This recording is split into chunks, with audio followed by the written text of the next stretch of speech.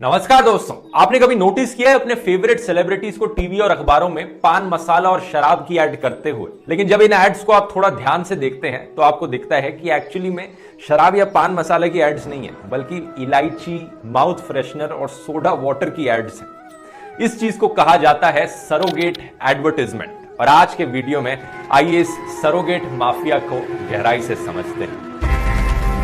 कोई भी टोबैको का प्रोडक्ट 18 साल से कम की एज के जो लोग थे उनको अलाउ नहीं किया गया ये सारा कुछ यूज करने के लिए। इस एक्ट के आने के बाद सबसे बड़ा झटका ये लगा कि ये जो छोटे मोटे ऐड चल रहे थे अलग अलग तरीके से, उसको पूरी तरीके से बैन कर दिया गया। बेसिकली इस एक्ट के आने के बाद एडवर्टीजमेंट के लिए कंपनी के पास दो ही ऑप्शन बचे थे।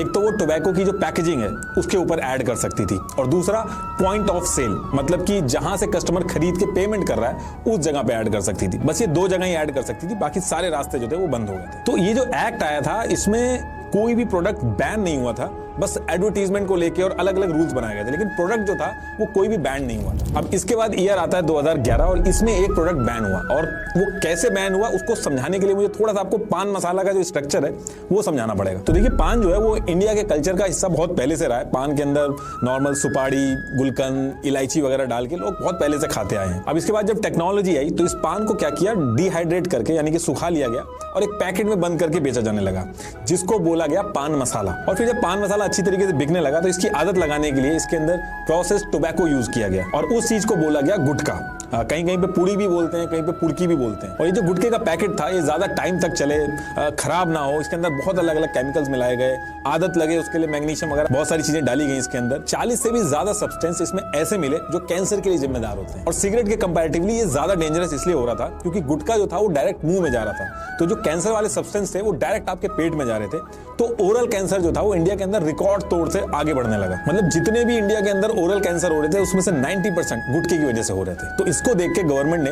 The federal food safety and regulation act लेके आई। तो इस एक्ट के हिसाब से जो टोबैको है अब वो किसी भी फूड आइटम में नहीं यूज किया जाएगा।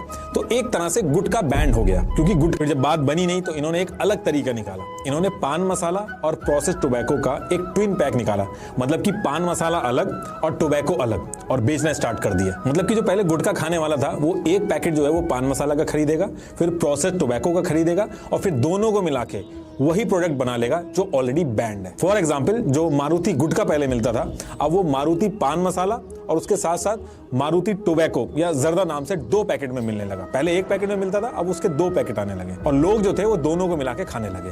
और ऐसे करके हर कंपनी ने अपने ब्रांड को स्प्लिट किया। जैसे आपको शिखर गुटखा मिलेगा, शिखर पान मसाला मिलेगा, शिखर फिल्टर खैनी भी मिलेगी, शिखर नॉर्मल टोबैको भी मिलेगा। इस तरीके से जो ब्रांड था उसने अपने प्रोडक्ट को स्प्लिट कर दिया। तो जो प्रोडक्ट बैंड हो चुका था, यानी कि गुटखा जो बैंड हो रखा था, उसको बेचने का तो तरीका इन्होंने निकाल लिया था, लेकिन एडवर्टीजमेंट का तरीका इनको और निकालना था, क्योंकि जब तक एडवर्टीजमेंट नहीं होगा प्रोडक्ट लोगों तक पहुंचेगा ही नहीं तो बिकेगा कैसे। तो इसके सॉल्यूशन में ये लोग लेके आए सरोगेट एडवर्टीजमेंट का कॉन्सेप्ट। तो इसमें इन्होंने क्या किया कि गुटखा, सिगरेट, अल्कोहल वगैरह जो थे ये तो बैंड थे, तो इन्होंने सेम गुटखे जैसी पैकेजिंग, कलर, स्टाइल रेडी किया, बस गुटखे की जगह सुपारी लिख दिया या फिर इलायची लिखना स्टार्ट कर दिया। ऐसे करके अलग अलग चीजें स्टार्ट कर दी लिखनी, और उसको एडवर्टाइज करना शुरू किया। ऐसे ही अल्कोहल कंपनीज जो थी उन्होंने भी देखा देखी में सेम नाम से सोडा वगैरह निकालना स्टार्ट किया और एडवर्टीजमेंट स्टार्ट कर दिया। कुछ नहीं तो म्यूजिक सीडी निकालना भी शुरू कर दिया। आपने वो ऐड देखा होगा, बहुत ही फेमस ऐड है, man will be man, imperial blue music CD. किसी ने आज तक खरीदी है वो सीडी क्या, या किसी ने उस सीडी के गाने सुने हैं क्या? तो एक्चुअल में वो सीडीज वगैरह कहीं दिखी नहीं रही थी, कोई खरीद नहीं पा रहा था, बस वो ऐड हो रहे थे उसके, ताकि जो मेन प्रोडक्ट है उसको लाइमलाइट में लाया जा सके। आज भी आप देखोगे फ्लिपकार्ट, अमेजॉन, सब पे सोल्ड आउट लगा हुआ है, इमेज लगी हुई है, आप खरीद नहीं सकते, क्योंकि एक्चुअल में इनको अनसेड कम्युनिकेशन में अपना अल्कोहल का जो ऐड है वो करना है। ये मैन विल बी मैन वाला जो ऐड है ये सबको रटा हुआ है, लेकिन किस प्रोडक्ट के लिए था इसको लेके हर किसी को कंफ्यूजन है। वो प्रोडक्ट कभी कोई खरीद ही नहीं पाता है। ऐसे ही 502 पटाखा जो एक बहुत ही पॉपुलर बीड़ी ब्रांड है, उसने अपने आप को 502 पटाखा चाय से एंडोर्स करना शुरू कर दिया। ऐसे ही जगतजीत इंडस्ट्री जो थी उसने एरिस्टोक्रेट विस्की जो बनाते थे ये लोग, उसकी जगह पे एरिस्टोक्रेट एप्पल जूस के नाम से ऐड करना चालू कर दिया। तो एरिस्टोक्रेट विस्की तो सबको याद है, लेकिन वो जो जूस है एरिस्टोक्रेट वो आज तक किसी ने नहीं पिया। तो ऐसे करोड़ों रुपए लगा के इन्होंने एड्स किए, और वो भी ऐसे प्रोडक्ट के ऐड किए जो एग्जिस्ट ही नहीं करता था, ये मार्केट में अवेलेबल ही नहीं था। और ये सारी चीज इसलिए की गई जो उनका मेन टोबैको है, जो अल्कोहल है, वो प्रमोट हो सके। और जब अल्कोहल शॉप पे जब कोई जाए तो उसके मुंह से इंपीरियल ब्लू या फिर एरिस्टोक्रेट ये सारे नाम निकले। ऐसे ही रॉयल चैलेंज स्पोर्ट्स ड्रिंक जिसका ऐड विराट कोहली करते हैं, ये भी आपको खरीदने को नहीं मिलेगी। रॉयल चैलेंजर नाम से पूरी टीम आईपीएल की बना दी गई। इसको लेके भी कोर्ट के अंदर कई लोग चले गए थे कि एक दारू के नाम से टीम बना रहे हो, इससे ये इंडस्ट्री इतनी बड़ी है, इससे इतना फायदा होता है, इतना रेवेन्यू जनरेट होता है, इसलिए कभी बंद नहीं होगा। तो देखिए ऐसा बिल्कुल भी नहीं है, ये एक घाटे का सौदा है और अभी मैं बताता हूं कैसे। तो देखिए टोबैको वगैरह की सेल से जो पैसा इकोनॉमी में ऐड होता है उससे ज्यादा पैसा गवर्नमेंट को लगाना होता है टोबैको से रिलेटेड जो डिजीज होती है उसके अगेंस्ट जो एडवर्टीजमेंट करने होते हैं उसमें। 2017 के डेटा से आपको बताता हूं, गवर्नमेंट का 2 लाख करोड़ टोबैको से रिलेटेड बीमारी जो होती हैं उसके हेल्थ केयर एक्सपेंसेस में चला गया। हमारी जीडीपी का 1.4 हिस्सा इसमें चला जाता है और इस टोटल टोबैको से जो टैक्स रेवेन्यू जनरेट होता है वो करीब 53,000 करोड़ का होता है। मतलब कि हर 100 रुपए जो टोबैको टैक्स से आता है उसके लिए हमारी इंडियन इकोनॉमी का 816 रुपीज खर्च होता है। तो पहले कई 100 करोड़ लगा के सरोगेट एड्स होते हैं, फिर इस चीज को लोग खाते हैं, उससे टैक्स रेवेन्यू आता है और फिर जब लोग इसकी वजह से बीमार पड़ते हैं तो उसको सही करने में इसका 3 गुना पैसा लगता है और उसके बाद भी अवेयरनेस वगैरह फैलाने में और ज्यादा पैसा लगता है। ये एक ऐसा मॉडल है जिसमें गरीब जो गुटखा खाने वाला है उसको छोड़ के सबकी जेब में पैसे आते हैं। और गरीब में इसलिए कह रहा हूं क्योंकि टोबैको के जो विक्टिम्स होते हैं वो मैक्सिमम गरीब होते हैं। एक तो इसको खाने से भूख नहीं लगती है, तो आदमियों के साथ साथ जो फीमेल वर्कर्स होती हैं वो भी इसको खाती हैं ताकि भूख ना लगे। और ये गरीब मजदूर होता है, वो 8 घंटे की जॉब नहीं करता है, उससे ज्यादा काम कराया जाता है, 12-12 घंटे वो काम करता है। तो इसको खाने से टेम्परेरी थोड़ी देर के लिए उसका माइंड जो है वो रिलैक्स हो जाता है, माइंड डाइवर्टेड रहता है, तो उसको ऐसा लगता है कि उसको जो मेहनत कर रहा है वो उसमें इससे हेल्प मिल रही है। और सिगरेट वगैरह जो होती है, अल्कोहल वगैरह जो होता है उसमें हाथ एंगेज करने पड़ते हैं, लेकिन गुटखा जो खाता है वो इंसान मुंह में डाल के काम करता रहता है। तो ये जो मजदूर लोग होते हैं उनकी पहली पसंद होती है और ये सस्ता भी होता है। और जितने भी सेलिब्रिटीज सरोगेट ऐड करते हैं उनको बहुत अच्छे से पता है कि जो गरीब है इसको अगर कैंसर हो गया तो इलाज नहीं करवा पाएगा, मर जाएगा, लेकिन उसके बाद भी ये पूरे इंडिया के अंदर इसको प्रमोट करते हैं। और ये जो इस इंडस्ट्री का जो पूरा बिजनेस मॉडल है, ये ऐसा नहीं है कि किसी को पता नहीं है, लेकिन हर एक आदमी जो इसमें इन्वॉल्व है उसका मुनाफा इतना ज्यादा है कि लोगों की जान दांव पे लगा के पूरा बिजनेस मॉडल चल रहा है। इंडियन रेलवे हर साल 1200 करोड़ से ज्यादा रुपए खर्च करती है पान मसाला और गुटखे के जो निशान है स्टेशन से उनको हटाने के लिए। ये जो गुटखा और पान मसाला खा के जो लोग जगह जगह पे थूकते हैं, इसकी वजह से टीबी जैसी एयरबॉर्न डिजीजेस होती है जो लाखों लोगों की जान रिस्क पे डाल देती है। लोगों ने गुटखा थूक थूक के इतने पुराने हावड़ा ब्रिज जैसे मजबूत पुल को भी कमजोर कर दिया। चीज ये जो 1-1, 2-2 रुपए की ये जो पान मसाले की पुड़ियां मिलती हैं, इनकी शेल्फ लाइफ ज्यादा चले, ये ज्यादा दिन तक चले, इसलिए इसमें मैग्नीशियम डाला जाता है। और आप बार बार इसको खाओ, आपको इसकी आदत लगे और धीरे धीरे करके आप गुटखे पे शिफ्ट हो, इसके लिए इसमें निकोटीन यूज होता है। और ये दोनों प्रोडक्ट बैन है, लेकिन उसके बाद भी ये कंपनीज इसमें डालती हैं, इसको यूज करती हैं इसमें। और ऐसा मैं इसलिए कह रहा हूं क्योंकि 15 कंपनियों के ऊपर छापे पड़े, तो इनकी जब लैब टेस्टिंग हुई तो उसके अंदर मैग्नीशियम और निकोटीन दोनों पाए गए। और इसके बाद भी ये लोग रुक नहीं रहे, इन्होंने एक नया तरीका निकाला है। लाइम पाउडर के साथ इन्होंने कुछ ऐसे केमिकल्स यूज करना शुरू कर दिए हैं जो शुरू में मैग्नीशियम नहीं दिखाएंगे, लेकिन जब आप उसको मिक्स करेंगे और खाएंगे तब वो मैग्नीशियम बन जाएगा। मतलब कि जो प्रोडक्ट बैन है वो मुंह में जाने के बाद बनेगा, इसलिए उसकी टेस्टिंग ही नहीं हो सकती। और ये जो बोलते हैं ना कि हम खाली पान मसाला खा लेते हैं, ओकेजनली खाते हैं, गुटखा नहीं खाते हैं, उनको समझाइएगा कि इससे प्री मैलिग्नेंट कंडीशन शुरू हो जाती है।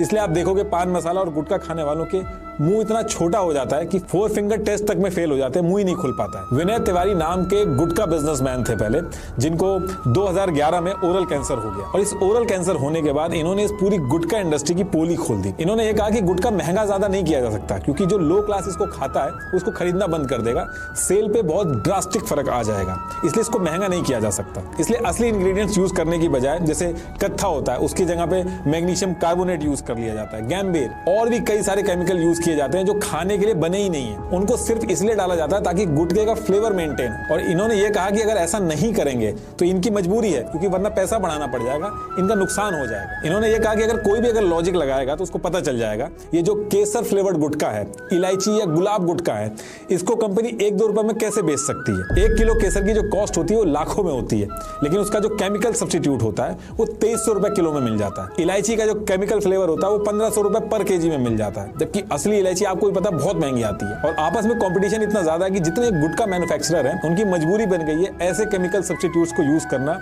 जिनकी वजह से कैंसर होते हैं, हेल्थ पे बहुत बुरा असर पड़ता है। ये जो गुटखा वगैरह खाते समय जो फ्लेवर्ड का जो टेस्ट आता है, ये सारा का सारा नॉन फ्रूट ग्रेड केमिकल से बनता है, जो कि चाइना से आता है। नॉन फ्रूट ग्रेड केमिकल कहने का मतलब मेरा ये है कि ऐसी चीज जो खाने के लिए बनी ही नहीं है। एक तो टोबैको अपने आप में ही इतना ज्यादा खतरनाक चीज होती है और उसमें ये जो केमिकल मिला दिए जाते हैं उससे ये और खतरनाक हो जाता है। इंडिया के अंदर 27 करोड़ लोग किसी ना किसी तरीके से टोबैको को कंज्यूम कर रहे हैं और स्टडी के हिसाब से हर तीसरा बंदा, मतलब अगर 3 लोग टोबैको खा रहे हैं तो उसमें से हर तीसरा बंदा टोबैको की वजह से अपनी जान खो देता है। और इस डिटेल के हिसाब से इंडिया के अंदर 90 मिलियन लोगों की जान अभी खतरे में पड़ी हुई है। अब ऐसा नहीं है दोस्तों कि हमारी सरकार को पता नहीं है यहां पर होने क्या लग रहा है। Advertising standards council of India ASCI ने एडवर्टाइजिंग रेगुलेशंस भी बनाई हैं सरोगेट एडवर्टाइजमेंट्स को लेकर, यानी सरोगेट एड्स को लेकर लॉज एग्जिस्ट करते हैं। ये लॉज कहते हैं कि प्रोडक्ट एक्सटेंशन जो है वो जेन्युइन होना चाहिए। मतलब अगर आप इलायची बेच रहे हो, बॉटल्ड वाटर या सोडा बेच रहे हो, तो इस ब्रांड को वही प्रोडक्ट दिखाना है जो एक्चुअली में एग्जिस्ट करता रही है। तो उस सेम ब्रांड नेम का या ब्रांड टैगलाइन का दूसरे प्रोडक्ट्स के लिए इस्तेमाल नहीं किया जा सकता। अगर विमल को अपना पान मसाला बेचना है तो वो विमल इलायची से अपने इलायची के प्रोडक्ट को नाम नहीं दे सकता या मिलता जुलता नाम नहीं दे सकता। अगर एक किंगफिशर बियर एग्जिस्ट करती है तो किंगफिशर सोडा एग्जिस्ट नहीं कर सकती। दोनों के ब्रांड नेम अलग करने पड़ेंगे। सोडा का नाम किंगफिशर से हटाकर कुछ और करो फिर। और ये बड़ा सिंपल सोल्यूशन है। इस चीज पर बैन लगना चाहिए कि सेम ब्रांड नेम्स ना हो, मिलते जुलते ब्रांड नेम्स ना हो। और ये करने के लिए बस एक स्ट्रॉन्ग पॉलिटिकल विल की जरूरत है। सरकार अगर करना चाहे तो आज के दिन ऐसा लॉ ला सकती है, लेकिन पूरी रिस्पॉन्सिबिलिटी सरकार पर भी नहीं डाली जा सकती। अगर हम पॉलिटिक्स और कानून को साइड में रखें तो यहां पर सेलिब्रिटीज की भी कुछ रिस्पॉन्सिबिलिटी बनती है कि वो ऐसी चीजों की एड ना करें। गोवा के एक ऑन्कोलॉजिस्ट शेखर, जो कि प्रेसिडेंट है national organisation for tobacco eradication के, उन्होंने सितंबर के महीने में एक ओपन लेटर लिखा था अमिताभ बच्चन को कि वो ऐसी एड्स करना बंद कर दे, इन एड्स को विड्रॉ कर ले। 9 अक्टूबर को मैंने भी एक ट्वीट किया था अमिताभ बच्चन को स्पेसिफिकली पॉइंट आउट करते हुए, रणवीर सिंह को पॉइंट आउट करते हुए, और बहुत से लोगों ने अपनी आवाज उठाई थी इसके अगेंस्ट जब भी सेलिब्रिटीज ऐसी ऐड करते हैं। सिंपल सी बात है, इतने अमीर लोग हैं, ये करोड़ों में पैसा कमाने लग रहे हैं, फिर क्या ऐसी डेस्परेशन आ गई कि इतनी घटिया एड्स करने लग जाओ? क्या फायदा रहा एक इन्फ्लुएंसर बनने का या सेलिब्रिटी बनने का कि ऐसी चीजें कैंसर लोगों को बेचो आप? जब बहुत से लोगों ने आवाज उठाई इस चीज को लेकर तो 2 दिन बाद न्यूज आने लगी कि अमिताभ बच्चन इस पान मसाला की एड कैंपेन से पीछे हट गए हैं और इन्होंने पैसे वापस लौटा दिए। अब ये देखने वाली बात है कि एक्चुअली में कितना सच है, क्योंकि आज के दिन भी टीवी पर वही अमिताभ बच्चन की एड अभी भी देखने को मिलती है। इसके अलावा इन सेलिब्रिटीज की एक लंबी लिस्ट है जो लिटरली कैंसर बेचने लग रहे हैं देश की जनता को। रणवीर सिंह, शाहरुख खान, अजय देवगन और कई ऐसे सेलिब्रिटीज हैं जिन्होंने पास्ट में माउथ फ्रेशनर्स की एड्स करी हैं, सरोगेट एड्स थी पान मसाला की, या फिर इलायची की एड्स करी हैं। सलमान खान, ऋतिक रोशन, मनोज वाजपेयी, टाइगर श्रॉफ, सैफ अली खान, प्रियंका चोपड़ा, अनुष्का शर्मा, सनी लियोनी, गोविंदा, महेश बाबू, रवि किशन, अरबाज खान, संजय दत्त और अक्षय कुमार। हालांकि उन सेलिब्रिटीज को भी क्रेडिट देना चाहिए जो पहले ऐसी एड्स करते थे लेकिन बाद में रियलाइज किया ये गलत कर रहे हैं और फिर ऐसी एड्स करनी बंद कर दी। जैसे कि 2016 में दिल्ली सरकार की हेल्थ डिपार्टमेंट के एडिशनल डायरेक्टर ने अपील करी थी ओपनली सारे सेलिब्रिटीज से कि वो ऐसी एड्स करना बंद कर दें। इस अपील के बाद सनी लियोनी ने प्रॉमिस किया कि वो कोई भी ऐसे फ्यूचर कॉन्ट्रैक्ट साइन नहीं करेंगे ऐसे प्रोडक्ट्स को लेकर। लेकिन बहुत से ऐसे बेशर्म एक्टर्स हैं जो कि आज के दिन तक ओपनली ऐसी एड्स करने लग रहे हैं। अजय देवगन की एक क्लासिक एड जो इतनी बारी देखने को मिलती है, खूब जमेगा रंग जब मिल बैठेंगे 3 यार। एक और बैक पाइपर की एड जो शाहरुख खान को फीचर करती थी। विमल की एड जो आज के दिन तक हमें देखने को मिलती है जिसमें शाहरुख खान और अजय देवगन है। पर्सनली कहूं तो मेरी कोई दुश्मनी नहीं है किसी भी सेलिब्रिटी के खिलाफ। बहुत से ऐसे सेलिब्रिटी के भी मैंने नाम लिए हैं जिनको मैं खुद देखना पसंद करता हूं, उनके काम को पसंद करता हूं। शाहरुख खान हो गए, अक्षय कुमार, ऋतिक रोशन, इन सारे एक्टर्स को फिल्मों में देखना मुझे बहुत पसंद है। सोनू सूद बहुत चैरिटेबल काम करते हैं, वो पसंद है। Manoj Vajpayee one of the most talented actors हैं यहाँ पर। लेकिन जो गलत हो रहा है यहाँ पर उसे पॉइंट आउट करना बहुत जरूरी है, क्योंकि देश की जनता पर, सोसाइटी पर एक बहुत नेगेटिव इंपैक्ट पड़ रहा है इन चीजों का। इसलिए इस चीज को पॉइंट आउट करना बहुत जरूरी है। और अगर आप भी अपने किसी फेवरेट सेलिब्रिटी को ऐसी ही घटिया सरोगेट एड्स करते हुए देखते हैं तो आप भी इसके खिलाफ आवाज उठाइए। कोई अंधभक्त मत बन जाइए अपने फेवरेट सेलिब्रिटी के।